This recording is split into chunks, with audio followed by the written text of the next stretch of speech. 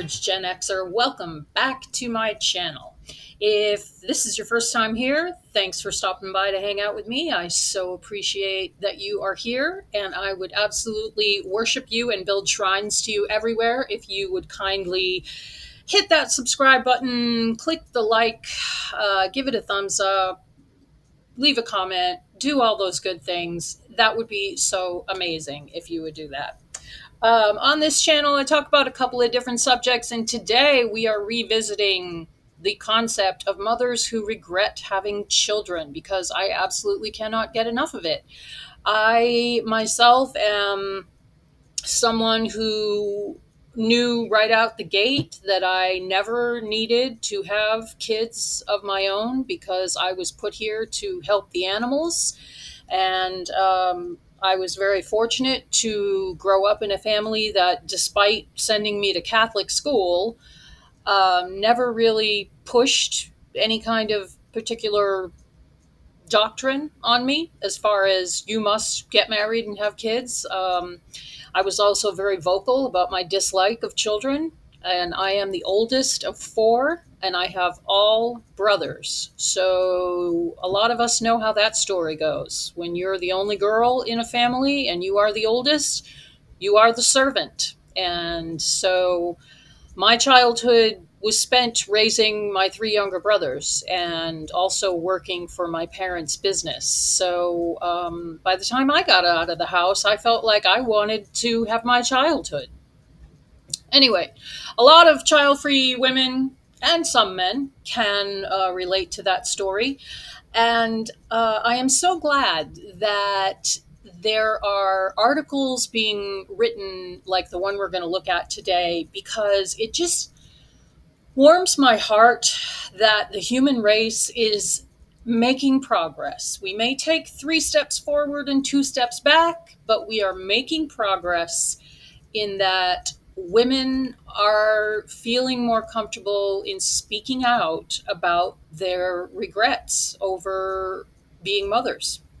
And even 20 years ago, that was kind of unheard of. So, the article I wanted to look at today is from the Canadian magazine Maclean's, and it's called I Regret Having Children. In pushing the boundaries of accepted maternal response, women are challenging an explosive taboo and reframing motherhood in the process. And this is by the writer Anne Kingston. It's a pretty lengthy article, so I'm not going to read the whole thing, but I will link it below in the description box. If you would like to check it out, please feel free to do that. So let's just jump right into it. At first glance, Amy, not her real name, of course, Amy is like many busy young moms. She's 34, lives in Alberta, works full time, and is devoted to her 5-year-old. Quote, I love my son with all my heart, she says. My life revolves around this child. 4 nights a week from May to June are spent at a sports field, she says. Quote, all his schoolmates do it, so if he doesn't, he's left out. And you'll notice if you read or watch content of this kind that there's always that caveat, and I don't know if I'm using that word correctly. Correct me if I'm wrong. But women who regret having kids always have to make sure that everyone knows that they absolutely adore their kids and they love their kids and their life revolves around their kids. And um, that may or may not be true in every case. It just is kind of weird to me how we still cling to that. Um, the article goes on. When discussing motherhood, however, Amy deviates from the maternal script. If she could make that choice over again, she says, she wouldn't. She never wanted children. Quote, I was very independent, she says, but her husband did. Quote, it would have been a deal breaker. And that's the age old story. If you read the Regretful Parents subreddit or the Facebook, I Regret Having Children Facebook group, unfortunately, and I'm not sure of the percentage, but there seem to be a lot of women who don't want children and are comfortable in their choice, and then they meet a guy and the guy wants kids, and it's a deal breaker unless they bear his kids, and so they give up their choice and they have kids, and then they end up in an article like this, and it's just sad. Parenthood put an untenable strain on the marriage. Her husband wasn't as involved as she wanted. Of course he wasn't. That's another thing you hear over and over and over again in these stories, is that the guy just wants to be, he wants to father children. He wants to prove his virility by fathering children. But if you think of it, most men don't spend their childhood babysitting like girls do. So guys, and I realize I'm very broadly generalizing, but in general, men don't have a concept of what it's like to take care of babies until they have their own babies. And they don't have the societal pressure to be a nurturer the way women do. And so guys can get away with just, taking on the fun part of parenthood, if there is such a thing. But that's something that you hear over and over in these stories. And it's just fucking tragic because the woman ends up essentially being a single mother and being married. And in the worst of cases, the guy is like her other kid that she takes care of. It's really so sad. Getting back to this article, they separated. Big surprise. Life is difficult, Amy reports. Our child has two homes, and I'm still doing 90% of it on my own. Amy's candor is part of a growing yet contentious conversation about parental regret, one primarily focused on mothers. Social media provides one hub, from the 9,000 member Facebook group I Regret Having Children, on which Warren Chansky posted, I hate being a father, and I don't like the people my kids have become, to a Facebook community with more than 2,600 members founded by Lauren Byrne, a 32-year-old ER nurse and mother of two who lives in Newfoundland. Byrne doesn't regret having children, she tells Maclean's, though women on the site say they do. Byrne's group is private and carefully monitored. I've never heard of the group that she monitors because they don't want people like me who aren't parents on it. A necessity given the criticism and judgment admitting regret can provoke. French psychotherapist Corinne Meyer stoked an international firestorm and condemnation in 2008 with her manifesto called No Kids, 40 Good Reasons Not to Have Children. And you can bet your ass I already downloaded the free sample on Kindle because I'm dying to read this. Like, I eat this shit up.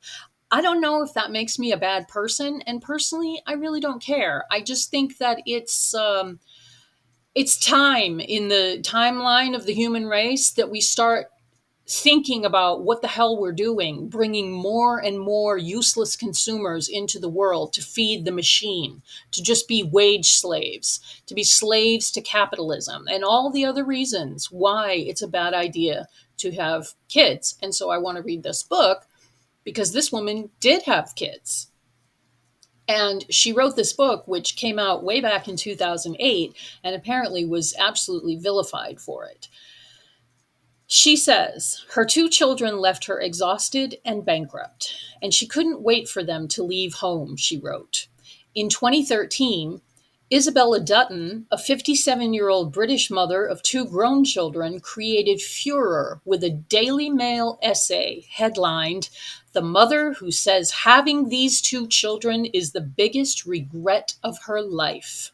And good for her for being so brave. In fact, all of these women who whether you write your story anonymously on Facebook or publish an article or a book or whatever. I mean, I absolutely applaud them because you do get pushback from society. Every child free by choice woman like myself grew up hearing, if not from our own family, then from our, the doctor when you try to go get your tubes tied, like I did when I was in my late 20s. And they always tell you, oh no, you'll change your mind. And it doesn't matter what you say because you're just a silly hormonal woman, even in the 21st century. You don't know your own mind, and your body is going to tell you that you want kids. And to, friends, maybe your family members, but society in general tells you that it's normal. You're going to eventually have babies. Nowadays, you don't even have to be married to have babies. And so one doesn't have to precede the other, but it's still in so many cultures just an expected thing that of course you're going to breed. Of course you're going to give yourself up to have children. And to that, I say, fuck that. And I am so grateful that I was born into the first generation of women in the US who could say, fuck that, and go on with their lives and not have to really deal with too much pushback. But I digress, as I usually do. Anyway, by 2018, however, Dutton and Meyer are no longer freakish outliers. Parental regret, or the last parenting taboo, as it's dubbed in the media, has been covered by everyone from the BBC with an article titled 100 Women 2016 Parents Who Regret Having Children. Certainly going to cover that in a future video. To Marie Claire magazine, Inside the Growing Movement of Women Who Wished They Never Had Kids, dying to read that. To Today's Parent magazine, Regretting Motherhood, What Have I Done With My Life? By Lola Augustine Brown, a 41-year-old mother of 3, aged from 2 to 10, who lives in rural Nova Scotia. And yes, I'm dying to read that one too. The discussion has been stoked by the first scholarship on regret. Israeli sociologist Orna Donath, I hope I'm saying her name correctly, thrust into the spotlight with her 2015 book, Regretting Motherhood, a study. And that is probably the most famous work on the subject because she is a scientist and a researcher. It is based on interviews with 23 Israeli women, all anonymous, aged 26 to 73, 5 of them grandmothers. Unsurprisingly, women who express regret are called selfish, unnatural, abusive, bad moms, or believed to exemplify the whining culture we allegedly live in, as Donath puts it. One commenter called Dutton an utterly miserable, cold-hearted, and selfish woman. Even Donath has been savaged for her research. One critic suggested she be burned alive. Jeez. For having an opinion. Well, that's womanhood for you, isn't it? Discussing maternal regret raises ethical dilemmas, but is necessary, says Andrea O'Reilly, professor at York University School of Gender, Sexuality, and Women's Studies, and the author of 18 books on motherhood. Damn.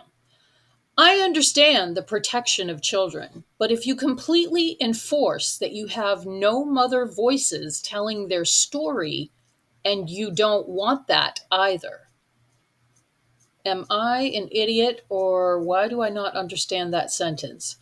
I understand the protection of children, but if you completely enforce that you have no mother voices telling their story, and you don't want that either. Can't make sense of it. If anybody out there knows what she's talking about, I don't know. Apparently I'm a dumbass today.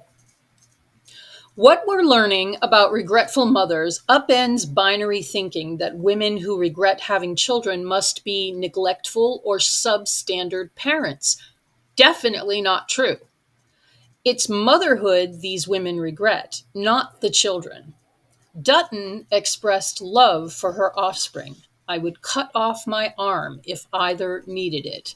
And that's a stupid thing to say because you're not going to there is no situation in which you would need to cut your arm off and give it to one of your kids. But that's the extreme kind of thing that people say because they feel so guilty about regretting having kids. I want to get to the point where you don't have to feel that guilt. It was maternal strictures she bristled against.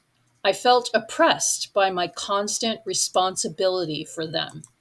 In today's Parent magazine, Augustine Brown called her children the best things I have ever done and assured readers she wasn't a monster before expressing conflicted feelings. What I'm struggling with is that it feels like their amazing life comes at the expense of my own, she wrote, expressing remorse for this life I wanted so badly and now find myself trapped in. Ain't that the truth? That is a common theme that you hear in so many of these stories is that people have this idea in their mind of what it's going to be like, and then they get to the reality of having children and raising children and dealing with children every day, and they realize that they are trapped forever. That's their life. Because even once your kid is out in the world doing their thing, you're still not ever going to be the person you were before you had kids. The article goes on. The premise that motherhood is not a one size fits all role shouldn't come as a surprise in 2018, given the rise of the childless by choice movement or an international decline in birth rates. Yes, go child free by choice. Still, it's received as an affront to the sanctity of motherhood. And I wonder how much of that is influenced by religion. I really should have been a researcher. And the entrenched belief that the maternal instinct is innate and unconditional, despite ample historical evidence to the contrary. I bet we're going to find out that, like everything else with the human mind and body, that maternal instinct is a spectrum. Because I absolutely have the maternal instinct for my animals. There's one right there. See that slug? What you doing, Mo? That's one of my babies. And I have two. I don't know where the other one is. But they're dogs, so I don't have to know where he is. Um, and I absolutely am mama to them. And I am mama to my horse. And that is my maternal instinct. Some people mother their friends' kids. Some people mother their friends. Some people mother their siblings. But all women mother somebody to some extent. Of course, there are women on the extreme who maybe they don't even want houseplants to mother, you know?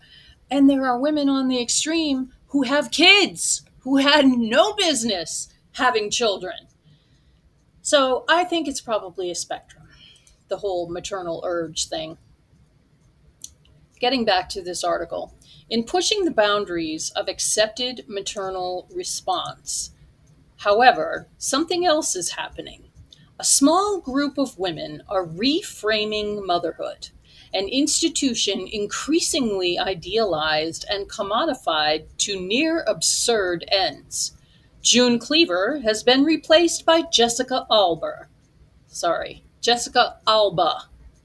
the former actress who runs a $1 billion organic baby goods empire and posts Instagram images of perfect airbrush domesticity for her millions of followers. Celebrity tabloids are fueled by maternity mania.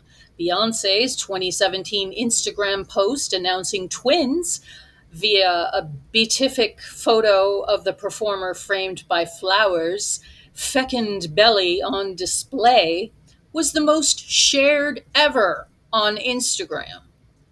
Pressure on women to have kids is intense, says Amy. I work with a lot of girls, and if they haven't had kids, they're told the clock is ticking. Predictably, one of the first interview questions fielded by Prince Harry and Meghan Markle was when they'll start a family. Obviously, this article is a few years old. Simultaneously, the demanding, exhausting, self sacrificing, and often thankless work of mothering, the most important job a woman can have, as Ivanka Trump put it in a 2016 campaign video, has never been more restrictive, scrutinized, and questioned. Antinatalist philosopher David Benatar, the subject of a recent New Yorker profile, definitely want to read that, even argues no one should have children on compassionate grounds, given the painfulness of life. He's not wrong. Add to that the notion that children bring self fulfillment or self actualization, and it becomes a breeding ground for regret. And that is definitely a bill of goods that women have been sold from time immemorial, that if you have a baby, it will settle you and you will be fulfilled, and nothing can fulfill you like having a child and raising it. And you can't really be an adult until you've had a child. I have someone in my comments who loves to tell me that the hormone wash that a woman's brain receives when you have a kid, uh, you're not an adult. Your brain doesn't mature as a woman unless you give birth. And to that I say, fuck that. But mothers voicing regret also signals something else, a larger groundswell of maternal reckoning. One Augustine Brown compares to the Me Too campaign. We still can't talk honestly about what it's like to live with those pressures and those sacrifices, she tells Maclean's. Response to her story was overwhelmingly positive, she reports, save for one woman. She told me I should see a therapist and that my children deserved a better mother. Yet dozens of women wrote to thank her for making them not feel so alone or abnormal. Donath's book has also been a sensation. When published in Germany, an English translation arrived in 2017. Regretting motherhood trended on that country's Twitter. Expanding the vocabulary of motherhood helps all women, Donath tells Maclean. We need to make it easier for mothers to be mothers, but to also rethink the policies of reproduction and the very obligation to become mothers at all. Augustine Brown is more direct. We're angry, we're fed up, and we're on the verge of something. Regret requires choice. So there's little surprise that expression of parental regret mirrors the arrival of the pill, and with it, the decision to delay or even forego reproduction. The first indication came in 1975 when advice columnist Ann Landers, anybody old enough to remember the Ann Landers column? Wasn't she Dear Abby's sister? We had Dear Abby in my newspaper where I grew up, but I think they were sisters, and they were both advice columnists. If you had if you had it to do over again, would you have children? Of more than 10,000 responses, 70% said no. This is in 1975. The few attempts to quantify parental regret since have shown mixed results. A 2002 to 2003 study by the U.S. Department of Health and Human Services found that 3% of parents disagreed with the statement, the rewards of being a parent are worth it despite the cost and the work it takes. 3%? in 2002? Mm, I don't know. A 2016 German study found 8% of 1,200 parents polled said they would choose not to have children again. Traditionally, regret has been viewed as the purview of the childless.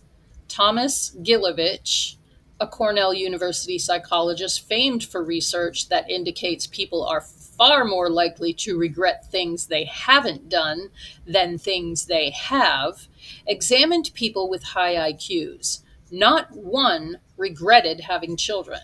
Several reported regretting not having a family.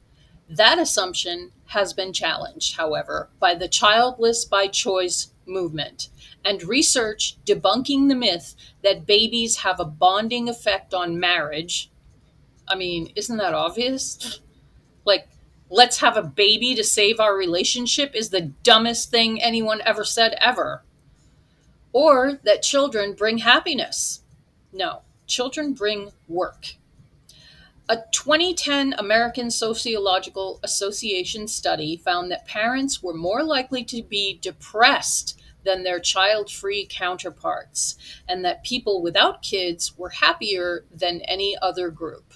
And I would have to agree with that, if only because there are so many outlets for people who regret having children, and yet, to my knowledge, there isn't one single forum for people who want to be child free and get to, for example, my age where I can no longer have children and regret not having kids when I could have kids. There's nothing. The notion that motherhood is a sacred role rather than one of the most profound and complex human relationships has made it somehow magically exempt from regret, Donath tells Maclean's.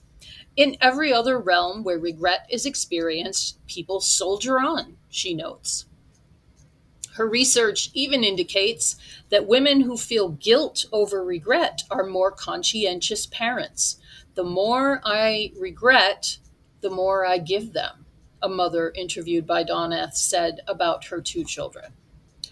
Donath is the researcher who wrote Regretting Motherhood. Donath views suspicion over the existence of maternal regret as consistent with the traditional rejection of women expressing negative responses to motherhood, pointing them to the reluctance to accept postpartum depression until the late 20th century. Before then, mothers reporting perinatal sadness were dismissed as neurotic. Wow, I didn't realize it was so late in the game. Regret differs from more common ambivalence, Donath says. There are mothers who experience ambivalent feelings but do not regret becoming mothers. And there are mothers who regret becoming mothers and are not ambivalent about motherhood. Conflating the two precludes listening to mothers who lament having given birth.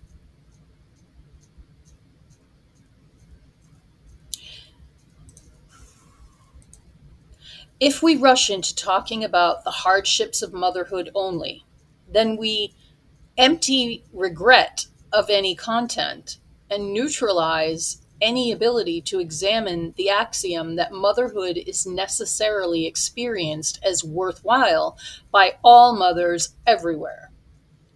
Parental regret also highlights gendered asymmetry around parenting. While fathers are increasingly active in child raising, most childcare and housework is still performed by women, as data from StatsCan's 2015 General Social Survey indicates. Donath has also interviewed men who regret fatherhood, and there are plenty of those men on the Regretful Parents subreddit, and has found one difference is that most men who become fathers, even though they didn't want to, did so because their partner wanted to be a mother and they didn't want to live without her. So it's just the reverse of what the first woman in this article was talking about. They made their decisions without being threatened by divorce, as opposed to several women in my study. Stephen Marsh, author of The Unmade Bed, The Messy Truth About Men and Women in the 21st Century, often writes about fatherhood. He says that he has never met a father willing to admit to regret. I can think of only a few who might even have felt it, he says. Fathers' regrets tend to be expressed with their feet, says York University's O'Reilly. They walk away. While men are judged for doing so, they don't face the same censure as women, she says. Men's identity is never collapsed into their parental one. If you're a bad mother, you're a bad woman. If the father is late at daycare, it's poor thing, he's busy. A mother who's late is viewed as selfish and irresponsible. That's changing, O'Reilly believes, though she questions the extent. Some men may feel their children are central to their identity, but I've never seen it. Wow. And the article does go on and on. There's plenty more. So if you want to check it out, I will link it below. It is a really exhaustive and well written piece. And I'm glad that this author put this out. I can't find a date on here, but it sounds like it was put out a few years back. Um, yeah, there's no date. Anyway, that's all I have for you tonight. I hope all is well with everyone, and thank you so much for sticking around if you made it this far, listening to me rant about people having kids and then regretting it, because the people that suffer the most in the situation are often the kids. Not always, but often. So the reason that I like to read these articles and study this whole concept and make this content is that I just wish that people would think before they choose to reproduce, because it is absolutely life changing and your life is over. You have your kid's life now once you have a kid. And a lot of people just don't really get that. I'm not trying to be overly judgmental of people who regret having children. I just think it's a fascinating thing, and I'm glad that people are talking about it now. As this article said, it's a very taboo subject. So I'm glad that people are speaking up about it. And like I said before, the human race is progressing, because now we are talking about things that used to be taboo. So hopefully the population will continue to decline. Anyway, that's all I have for you. Thanks so much, guys, and I will see you in the next video.